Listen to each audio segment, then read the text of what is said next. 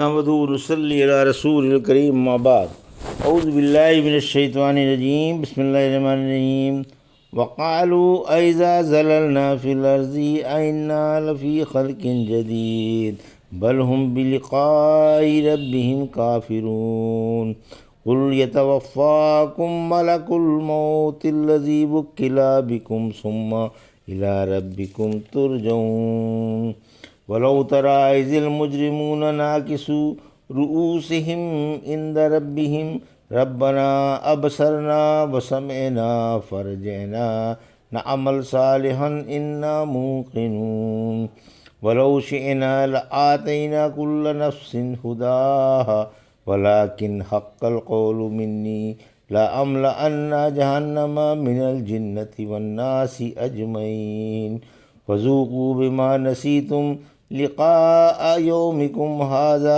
انا نسیناکم وذوقوا عذاب الخلد بما کنتم تعملون۔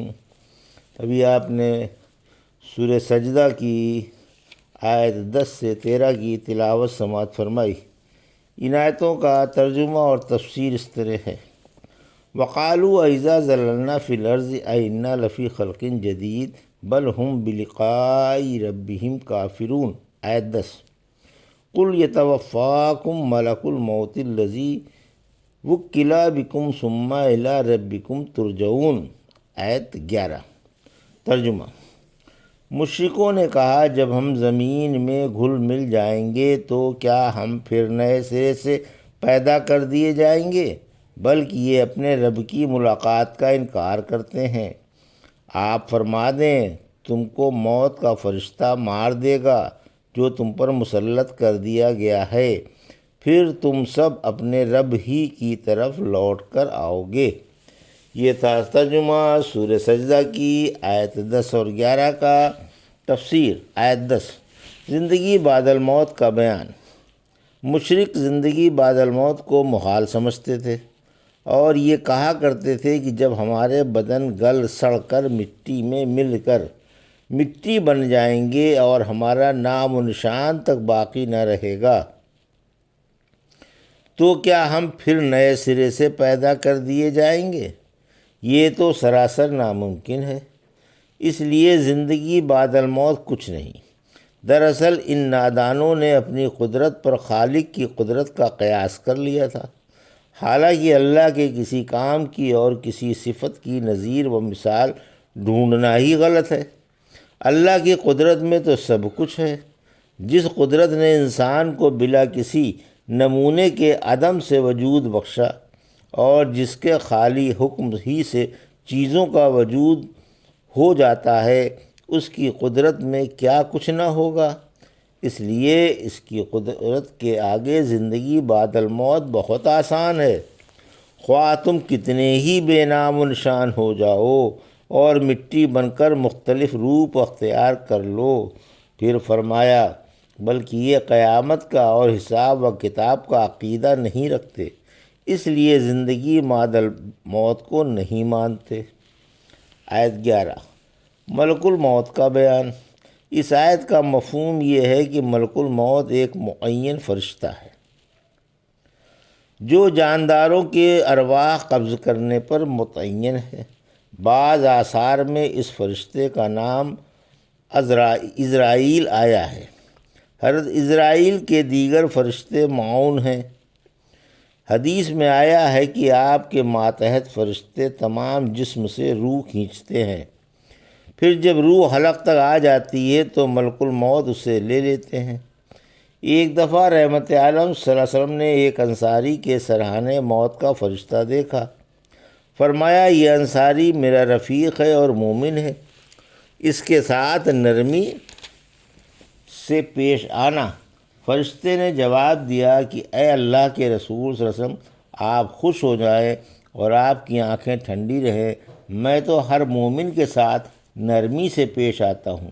دیکھیے میں بہربر میں ہر گھر میں روزانہ 5 بار جھانک آتا ہوں اور ہر گھر کے چھوٹوں اور بڑوں کو پہچانتا ہوں۔ اے اللہ کے نبی، اگر میں ایک مچھر کی روح قبض کرنا چاہوں تو قبض نہیں کر سکتا، تا وقت یہ کہ اللہ کی طرف سے قبض کا حکم نہ مل جائے۔ فرمایا کہ تم سب کو لوٹ کر ہمارے ہی پاس آنا ہے، یعنی قیامت کے دن تم سب قبروں سے اٹھ کر حساب و کتاب اور جزائے اعمال کے لیے ہمارے پاس ہی آؤ گے۔ ہمارا فرشتہ ہی تم کو گہری نیند سلا جاتا ہے، پھر قیامت کے روز سور تم کو جگا دے گا اور تم سب اپنے عملوں کی جزا کے لیے ہماری عدالت میں آ کر کھڑے ہو جاؤ گے۔ وَلَوْ تَرَىٰ إِذِ الْمُجْرِمُونَ نَاكِسُو رُءُوسِهِمْ عِندَ رَبِّهِمْ رَبَّنَا أَبْصَرْنَا وَسَمِعْنَا فَارْجِعْنَا نَعْمَلْ صَالِحًا إِنَّا مُوقِنُونَ۔ آیت 14۔ آیت 12۔ وَلَوْ شِئْنَا لَآتَيْنَا كُلَّ نَفْسٍ هُدَاهَا وَلَٰكِنْ حَقَّ الْقَوْلُ مِنِّي لَأَمْلَأَنَّ جَهَنَّمَ مِنَ الْجِنَّةِ وَالنَّاسِ اجمعین۔ آیت 13۔ فذوقوا بما نسیتم لقاء یومکم ھذا انا نسیناکم وذوقوا عذاب الخلد بما کنتم تعملون۔ آیت 14۔ ترجمہ۔ کاش تم دیکھتے جب گنہگار اپنے سر اپنے رب کے سامنے جھکائے کھڑے ہوں گے اور کہہ رہے ہوں گے کہ بار الہا ہم نے دیکھ لیا اور سن لیا، اب ہمیں لوٹا دے تاکہ ہم نیک عمل کر لیں۔ اب ہمیں پکا یقین ہے کہ اگر ہم چاہتے تو ہر شخص کو ہدایت پر لے آتے، لیکن میری یہ بات واجب ہو چکی ہے کہ میں جنوں اور انسانوں سے جہنم بھر دوں گا۔ اچھا تو تم اس دن کی ملاقات کو بھلا بیٹھنے کا مزہ چکھتے رہو، ہم نے بھی تم کو بھلا دیا اور تم اپنے عملوں کی وجہ سے دائمی عذاب کا لطف اٹھاتے رہو۔ یہ تھا ترجمہ۔